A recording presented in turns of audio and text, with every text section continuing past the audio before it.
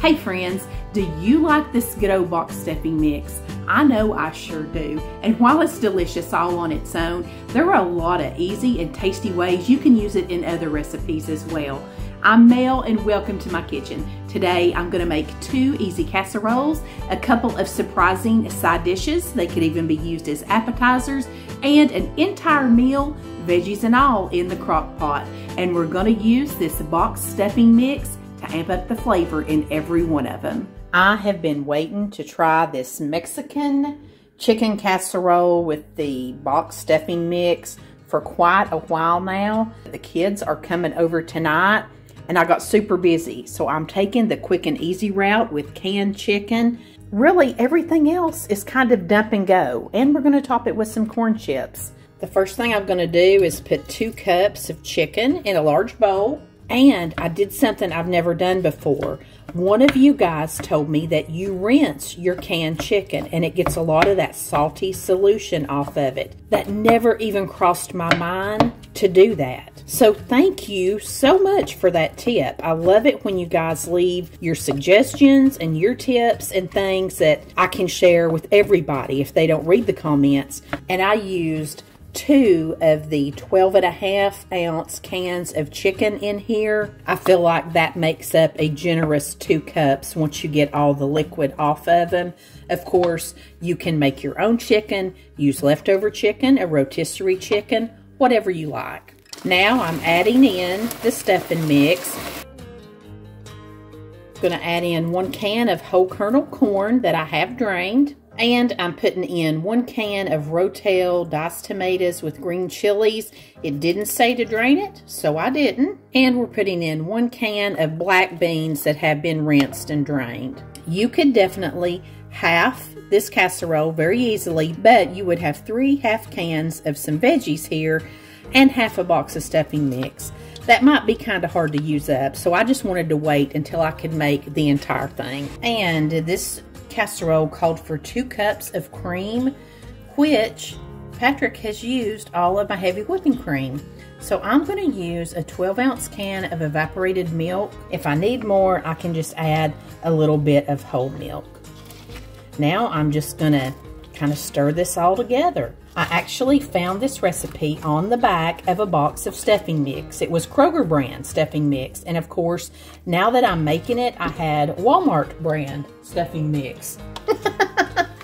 I'm also going to stir in about 1.5 cups of cheese. We'll save a 1/2 cup back for the top.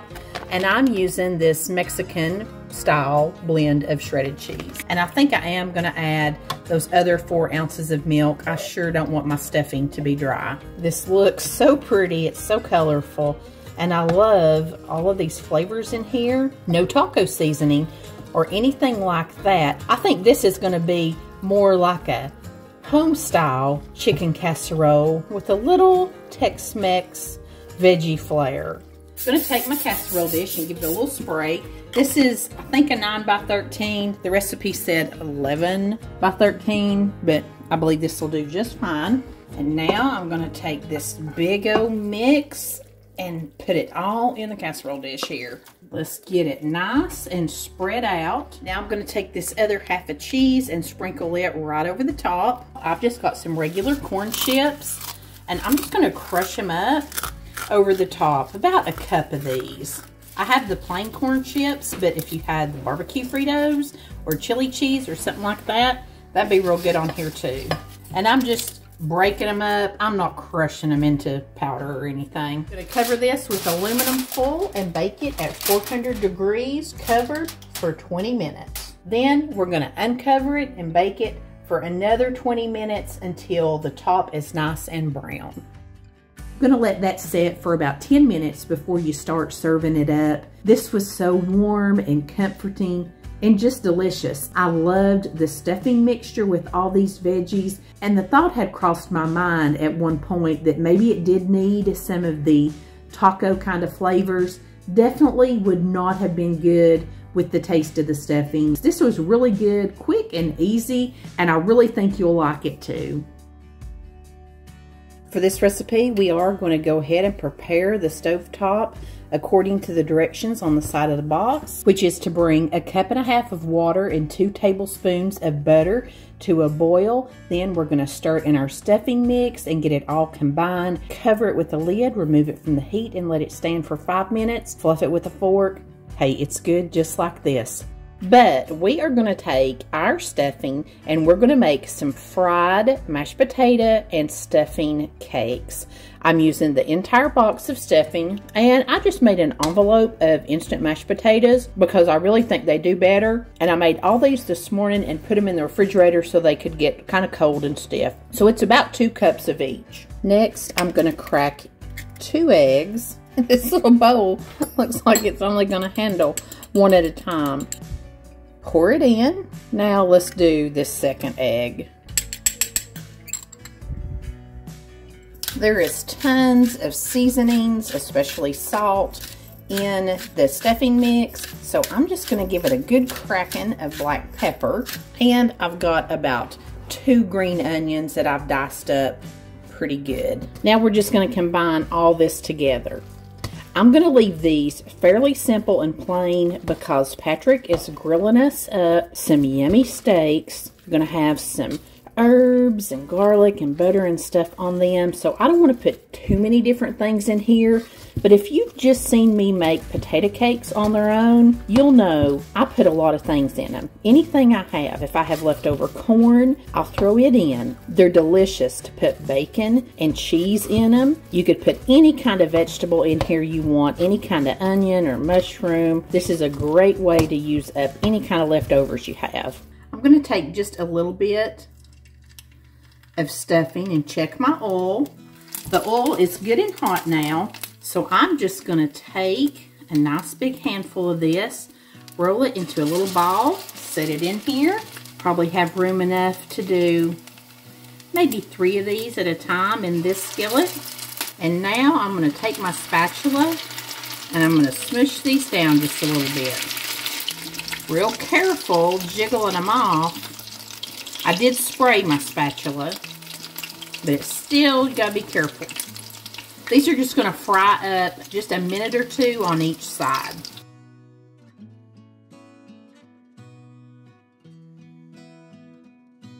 And if you remember this, at Thanksgiving, it's a perfect way to use up your leftover dressing or stuffing and mashed potatoes.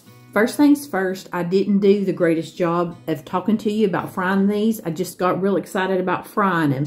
But I did use a vegetable oil, and that was a 10-inch cast iron skillet. I love to fry stuff in cast iron, and I'm not sure how much oil that is, but I do put enough that it coats the entire bottom of the skillet and then just pulls up a little bit. And these are so delicious. They're so versatile. You can even put in a little bit of chicken or turkey or even some ground beef or sausage and mix that in here and have meat and potatoes all in one. I think I'm going to take this recipe and try some crab in it. I think that'd be delicious. These were just another variation of one of my most favorite things in the world, and that is a tater cake. It's a great side. I just don't think you can beat it, friends. Tonight we're making a super easy casserole. I'm taking a really good shortcut with some of this rotisserie pulled chicken breast. This is called a Yum Yum crack chicken and stuffing casserole. This recipe is going to need a cup of chicken broth, and if you've been here before, you know I don't really buy chicken broth anymore. I buy these bases. I've used some that comes like a paste and you keep it in the refrigerator. This is a big container of powder that my dad got me. You use 2 teaspoons of this base to 1 cup of hot or boiling water, and that gets you 1 cup of chicken broth. These are great space-saving items for your pantry, just in case you've never seen these before. This recipe also called for 4 tablespoons of butter. I'm just going to pour that into my broth and stir all that together. Let's start combining our ingredients. This recipe calls for 2 cans of cream of chicken soup. I don't have the low sodium or I would have used it. And also you can feel free to use cream of mushroom, cream of celery, really any cream of soup would work just fine in here. I'm also putting in about 1 cup of sour cream. We're also going to use some dried ranch seasoning.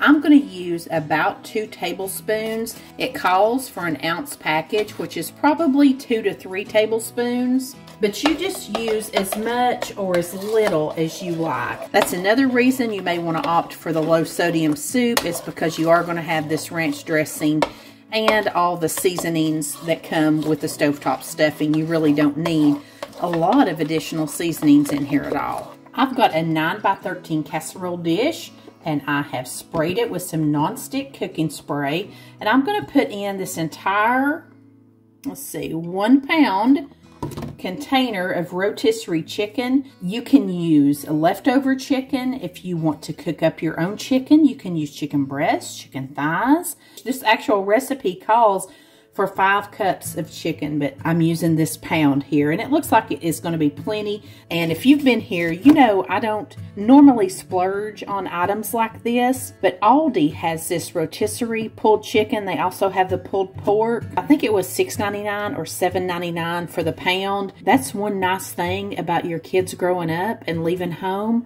Our grocery budget has really decreased, so I can splurge on stuff like this more often. Now I'm going to take just a big cup of cheddar cheese and layer it right on top of this chicken. This recipe also calls for about 8 slices of cooked bacon. I'm going to chop it up and put it right over top of your chicken. But I told you guys, I'm taking all the shortcuts tonight. I'm using this bag of real bacon bits. Now we're going to take this sour cream and soup and ranch seasoning mixture, put it right over the top of this. I want to get it all spread out across here. And if you want to add your veggies right into this casserole instead of cooking them along the side, you could definitely do that. I think I would put them under this soup layer, maybe some spinach or some broccoli, mixed veggies, that might be good. Now I'm going to use this 6-ounce box of stuffing mix. I'm using the cornbread flavored,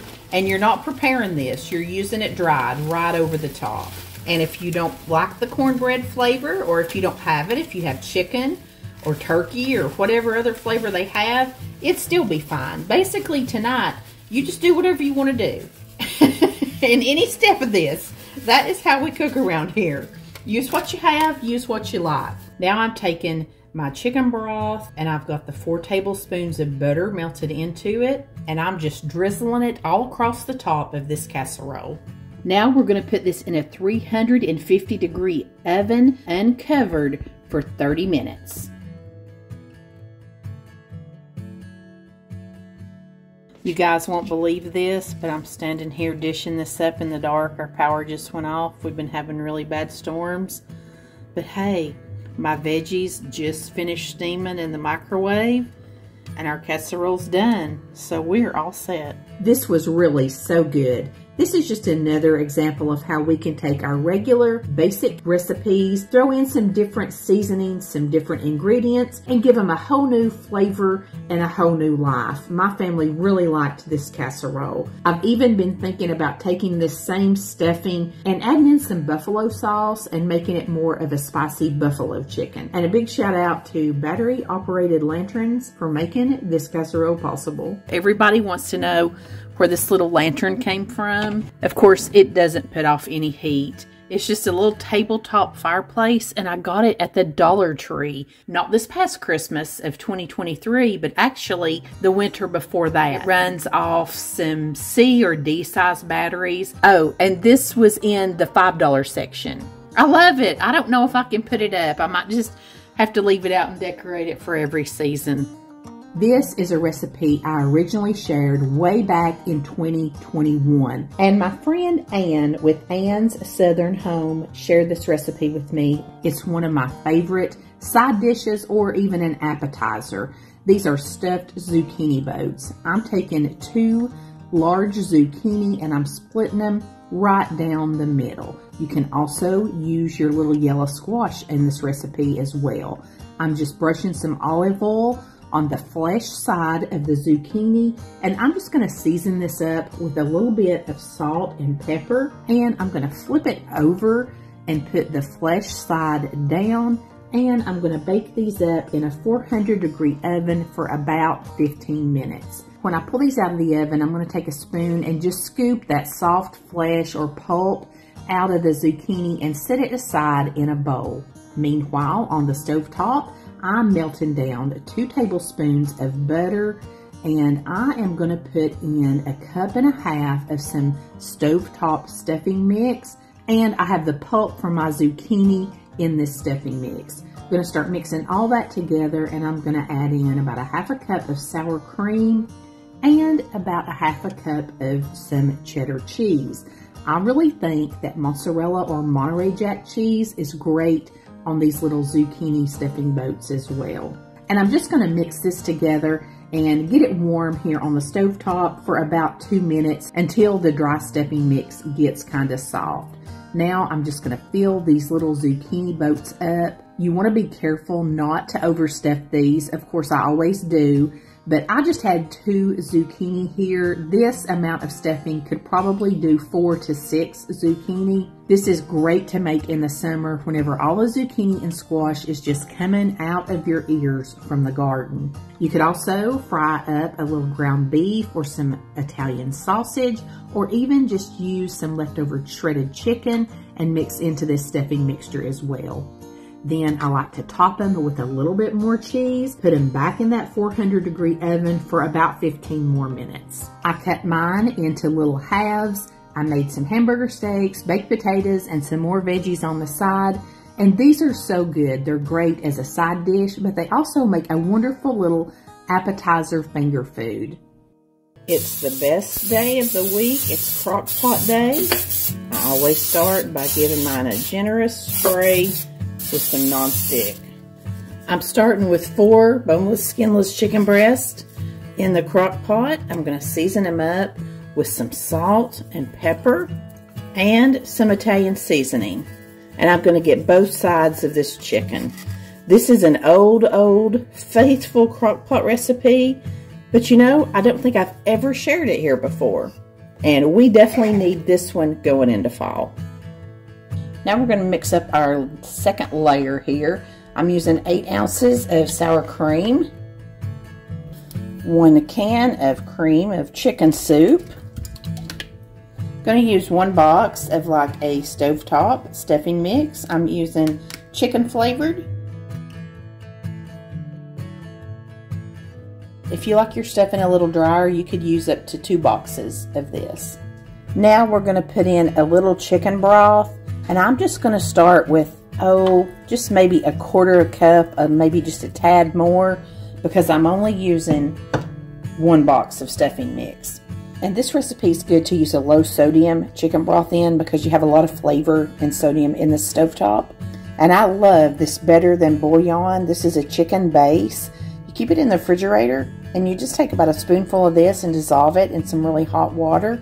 It's a lot cheaper in the long run, and it takes up less space in your pantry. You could be done with your stuffing right here, or you can doctor it up. You could add some nuts in here, like you would at Thanksgiving, onions, celery, anything you want. I've got a bag of craisins, and I'm just going to throw in a little handful, just a few of those to get mixed into my stuffing. Now we'll give it a mix and see where we stand. I have seen people just layer the stuffing and mix their soup and pour it over the top. I've also seen people mix green beans and vegetables in the stuffing mix and put it over the top. But I just prefer to mix all this stuff into my stuffing and put it in like this. My stuffing mixture was just perfect. I didn't need any more broth, but I am going to save that broth because this may get too dry, and at the end I may want to add some more. Now, I mentioned that some people put green beans or veggies in here. If you wanted to do that, you could put your stuffing down and then put your green beans over the top, or vice versa. Or you could kind of put things to the side, like I could put all my stuffing here, and I could put some green beans and some potatoes separate over here. But I'm going to put my stuffing all over the top. And I have never cooked my vegetables in here with this. I normally just cook those on the side right before we're ready to eat. But I'm going to try something new today. I'm going to take you along for the ride. What I did there was basically just put me a layer of aluminum foil over my stuffing. And I'm going to cut a few little holes in here to let some steam through. And I'm going to take some of my veggies for the week. This one's a little big. Let's trim it up. And I'm just going to put them right in here. Don't need a lot of broccoli because I'm the only one who eats it cooked and steamed, unless it's in casserole form. And I'm going to take some carrot chips. These are supposed to be replacing potato chips in my life. It ain't really working. I'm going to cut up just a little bit of butter and set in here with this. And it's okay if some of this butter melts down and goes through those holes. It won't hurt one little thing at all. I'm going to sprinkle a little of my Auntie Nono's on that. That's salt with onion powder and garlic powder in it. You know, I do like a casserole with things mixed in, but sometimes I just want my sides on my side. Let's pop the lid on. And doesn't that look pretty down in there? Like I said, this is an experiment. We're going to see how it works. I'm going to cook mine on high for about 4 hours. You could go on low for about 6 to 7. It has been 4 hours. Actually, I think it's been more like 5. I'm going to remove my little veggie layer here. I'm going to go ahead and cut this off. And I'm just going to take a fork and kind of fluff up my stuffing. Now my stuffing is still pretty moist.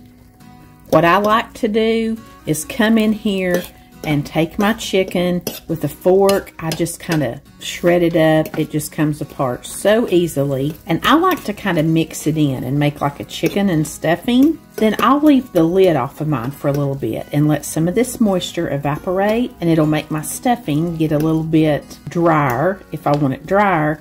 Now say your stuffing was too dry. At this point, you could put just a little bit of chicken broth over the top of it and mix it into that stuffing, put the lid on it, and let it set maybe 20 or 30 minutes. But I kind of like to mix mine up and do it like a casserole style. Look at those cranberries. This is like Thanksgiving in a pot. Let's put my little veggies here off on this plate. Those look really yummy. They're good. The carrots still have a good little bite to them. Broccoli steamed perfectly. I wish I'd used more of that. That's good. Back here, I'm going to mix up some instant mashed potatoes, and we're ready to eat. It had been way too long since I made this crock pot meal. That's one of the traps I fall into sometimes, is always looking for new things, and you forget about these old delicious favorites. The cranberries are such a wonderful addition. They give it just a little bit of sweetness. It's just a perfect little hint. The box stuffing has a wonderful flavor. That's a great shortcut. And the veggies in the little full pack in there, my carrots and broccoli, tasted perfect, and they were cooked perfectly, and I could still separate them out on here. This is so good.